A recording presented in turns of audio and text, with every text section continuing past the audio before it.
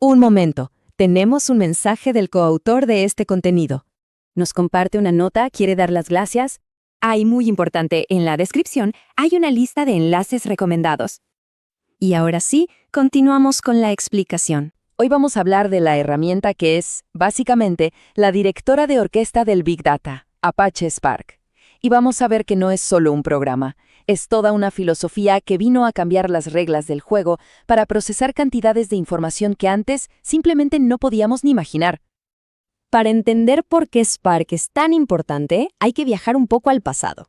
Antes de 2009, el mundo del análisis de datos masivos era como un chef, pero uno muy lento.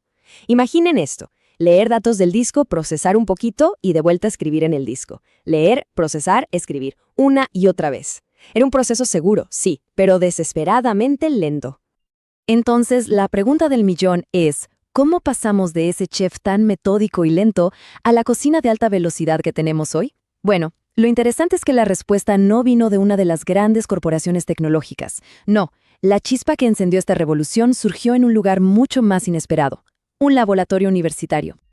A ver, para realmente apreciar la genialidad de Spark, primero tenemos que entender cuál era el problema que vino a solucionar, porque Spark no apareció de la nada. Se construyó, como se dice, sobre hombros de gigantes, pero tenía una visión muy clara para corregir la debilidad más grande de la tecnología que existía en ese momento. Y aquí se ve la diferencia de una forma súper clara. A la izquierda tenemos a Hadoop MapReduce, nuestro chef lento. Iba al refrigerador, o sea, al disco, por cada ingrediente, para cada pasito. Y a la derecha está Spark, el chef inteligente. Se hizo una pregunta muy simple. ¿Y si en lugar de ir y venir al refrigerador todo el tiempo, ponemos todos los ingredientes sobre la mesa, es decir, en la memoria RAM? Al hacer eso, la ganancia en velocidades, es simplemente brutal. Muy bien, ahora vamos a meternos de lleno en cómo esta idea, tan simple en el fondo, cobró vida y cuál fue esa pieza fundamental que lo hizo todo posible. La historia nos lleva a la Universidad de California, en Berkeley, al AMP Lab. Allí, un estudiante de doctorado, Matei Zagaria, y su equipo estaban frustrados, hartos de la lentitud que provocaba estar leyendo y escribiendo en el disco duro constantemente. Su solución fue tan radical como brillante. Vamos a evitar el disco, mantengamos los datos en la memoria RAM de todas las computadoras del clúster y eliminemos de raíz el mayor cuello de botella. Y la pieza clave que hizo posible este milagro fue el RDD, o Resilience Distributed Dataset. Piénsenlo como el ADN del primer Spark. Es, en esencia, una colección de datos distribuida que no se puede modificar, pero su verdadero superpoder es que recuerda su linaje, o sea, cada uno de los pasos que se tomaron para crearla. Y esto le da una capacidad increíble para recuperarse de fallos sin necesitar costosas copias de seguridad. El efecto de esto fue inmediato y tremendo. Los algoritmos de Machine Learning, que necesitan repasar los datos muchas veces, se volvieron muchísimo más rápidos. Los analistas ahora podían hacer preguntas complejas y tener respuestas en segundos, no en horas. Y de repente, había un único motor que servía para casi todo. Procesos por lotes, streaming de datos en tiempo real y consultas SQL.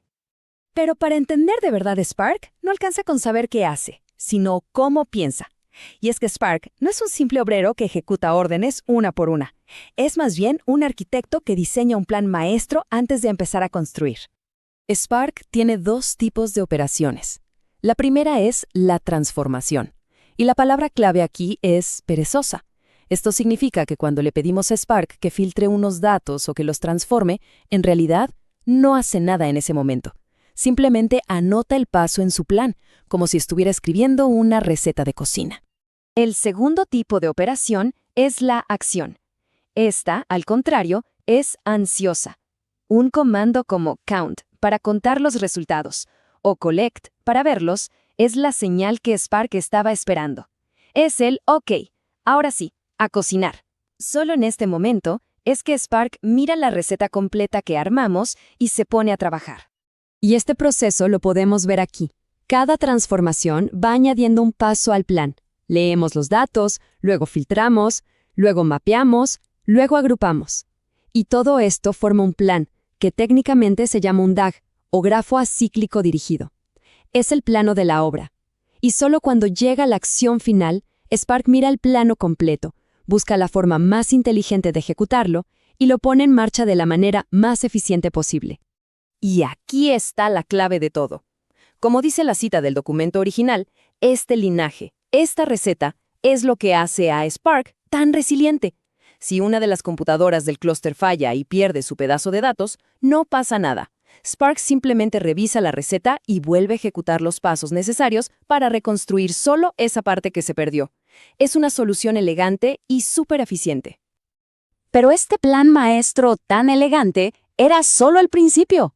El siguiente desafío era convertir toda esa inteligencia en una velocidad de vértigo. Spark tenía que evolucionar de ser un proyecto académico rápido a ser un motor industrial ultra optimizado. Esta línea de tiempo nos muestra los hitos más importantes, pero hay que poner especial atención en el año 2016. Spark 2.0 no fue una actualización más, fue un verdadero punto de inflexión. Introdujo una nueva forma de trabajar que hizo que Spark pasara de ser rápido a ser endiabladamente rápido. Y esta fue la gran jugada. Se hizo una concesión. Se pasó de los RDDs, que eran muy flexibles, pero que para Spark eran como una caja negra, a los data frames. Al trabajar con datos estructurados, con columnas con nombre y tipos definidos, Spark ahora podía entender la estructura de los datos. Esto le permitió aplicar optimizaciones masivas. Se sacrificó un poquito de flexibilidad, pero se ganó una cantidad de rendimiento brutal. Miren, un ejemplo práctico. Con los RDDs, el código era más frágil. Si queríamos la cuarta columna, usábamos un índice, como el 3. Pero ¿qué pasaba si alguien cambiaba el orden de las columnas en el archivo original? El código se rompía, y a veces de forma silenciosa. En cambio, con los data frames, el código es mucho más robusto y legible. Nos referimos a los datos por su nombre, como la columna status. Esto no solo es más seguro, sino que le da al optimizador de Spark, llamado Catalyst, toda la información que necesita para planificar y ejecutar el trabajo de la forma más eficiente posible. Muy bien, ya entendemos qué es Spark y cómo evolucionó. Ahora viene lo bueno. Vamos a ver cómo usarlo correctamente, porque con una herramienta tan poderosa es crucial saber cuándo y cómo desplegar todo su potencial. Y esto es importantísimo. Spark no es un martillo para todos los clavos. Es una bestia para procesos ETL a gran escala, o sea, para mover y transformar terabytes de datos. Es perfecto para unificar análisis, machine learning y streaming. Pero, si lo que se necesita es un sistema transaccional, como la base de datos de una tienda online que registra compras una por una, ahí Spark no es la opción. Hay herramientas mucho más ligeras y adecuadas. Hablemos ahora de los errores que hay que evitar sí o sí. El tercer pecado capital, el sesgo de datos o data skew.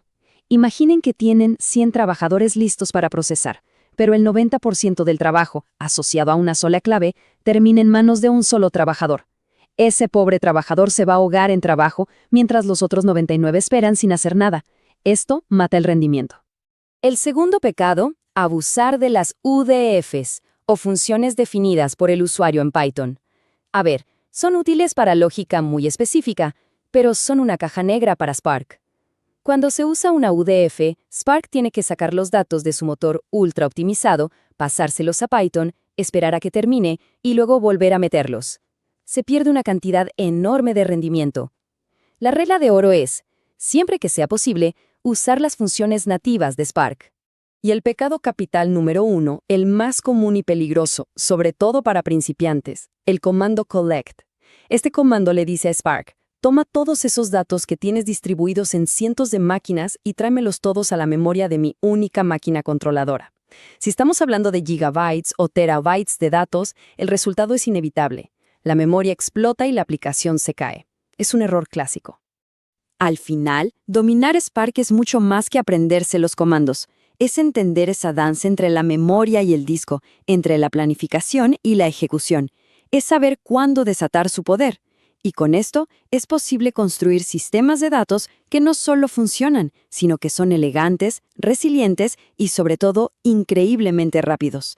La sinfonía de los datos está ahí, esperando. ¿Quieren seguir la conversación? Aquí les muestro cómo se puede participar. Y ahora que terminamos, la pregunta es, ¿qué sigue? Vamos a verlo. Son 3 pasos bien sencillos para sumarse a esta comunidad. Lo primero, suscribirse. Así no se pierden nada de lo que viene. Segundo, la interacción. La opinión de todos es súper valiosa para nosotros. Un me gusta o no me gusta nos dice muchísimo sobre qué funciona. Y la crítica constructiva es clave. Así es como mejoramos, todos juntos. Y tercero, dense una vuelta por la descripción para encontrar más detalles. Ahí hay enlaces y recursos muy buenos recomendados por el coautor. Ahora la decisión es suya. ¿Cuál será el primer paso?